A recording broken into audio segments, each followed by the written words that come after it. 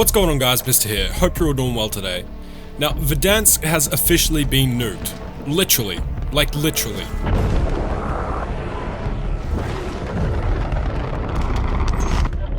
primary objective is to kill them all. And there was a series of events you've probably seen, so I won't get into detail about that, but today we're talking about what's new in the map, what changes have been made, and things of that sort. So for those who did attend the events, at the final part you would have been playing on Rebirth Island, where a whole match of players have to get hold of a device and activate a nuke. And then shortly after that nuke is activated, you go into a flashback and start a small match in a secluded area of the new map Verdansk 84, which is set in 1984. Now, one of the first things you'll notice is the game does look completely different. Even though the map is very similar, there is a lot of changes. They've added some sort of worldwide filter, so each player has the same visual advantages, and no one is at a disadvantage from different graphical settings and stuff like that. And this adds a slightly different color palette to the map, with different hues and contrasts and things like that, and it's completely different. The lighting of the high, mid, and low tones on the map adds for better visuals and also helps players to more easily identify enemies, especially those rose skins, as dark corners and dark areas and things like that have been brightened up without feeling too overexposed. So they've done a real good job with that. It does take a little bit to get used to, but I think I do like it.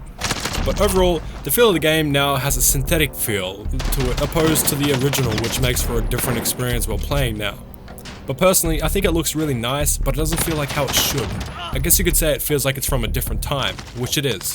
It's set in 1984, as I said earlier. And funnily enough, Cold War, not the game, the actual war, was around this era. And as you can see in this slow motion, we have improved lighting and the way the lighting bounces off different surfaces, and especially in the corner here you can see it's going to be a lot easier to determine where a player is. So, Call of Duty has officially concluded its first live event, and it was received extremely well by the community. So, with the new Verdansk 84 map bringing a fresh look into Warzone, it also brings some new points of interest, which we're going to talk about right now. Obviously, there's some locations like prison that has still stayed the same. Obviously, that prison was there in the original map because that prison has been there since at least 1984 and before. But the dam is replaced with a well-known map from the Call of Duty Black Ops franchise, Summit. If anyone who's played Black Ops 1 or even Black Ops 4, they had a remastered version of Summit there. That is what has replaced Dam. But the cool thing about this, it actually has fully working cable car to allow you to easily ascend from the top of the summit, and vehicles can also make their way up as well.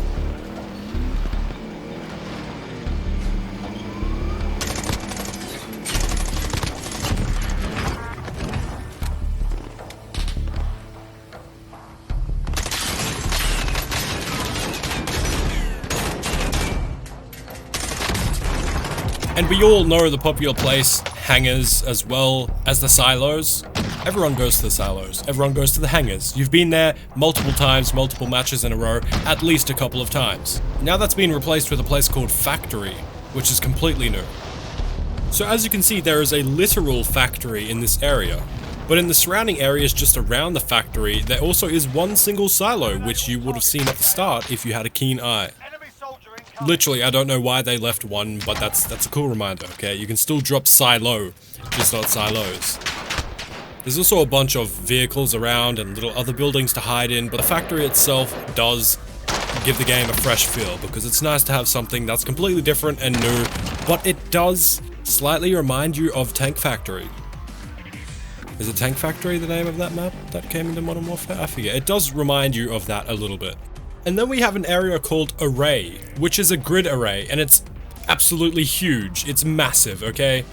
But a new grid array has arrived in Verdansk, allowing for some easy height advantage. However, you'll be easily spotted from the top, so beware.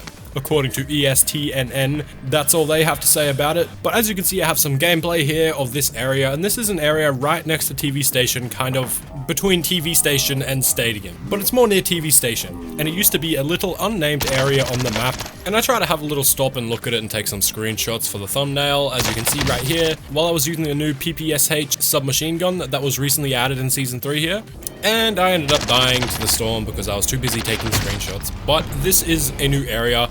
A lot of people do drop there, but a lot of people get out of there really quickly. And there's also a new gulag.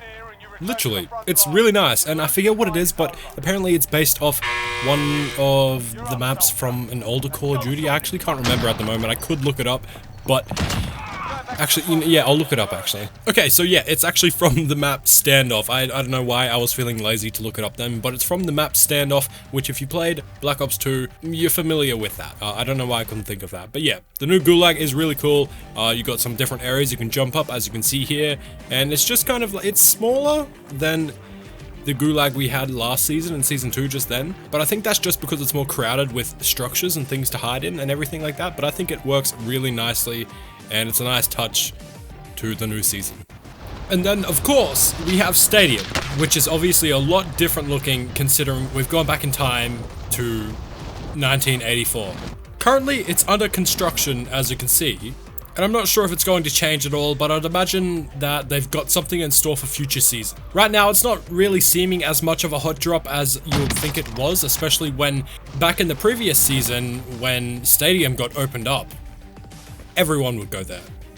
It was literally the place to be, but it doesn't seem so with this variant of Stadium. You might get the occasional 1 or 2 players like I do here, and I got completely shredded by him, and I ended up stopping the recording and finishing the video here. But other than that, there's not too many people who seem to drop there. And then next up is the last of all named areas on the new Verdansk 84 map, and that's Farmland. We've got some sort of church-looking building with a government-style look on the interior, which is actually a redesign from one of the buildings in Standoff as well in Black Ops 2.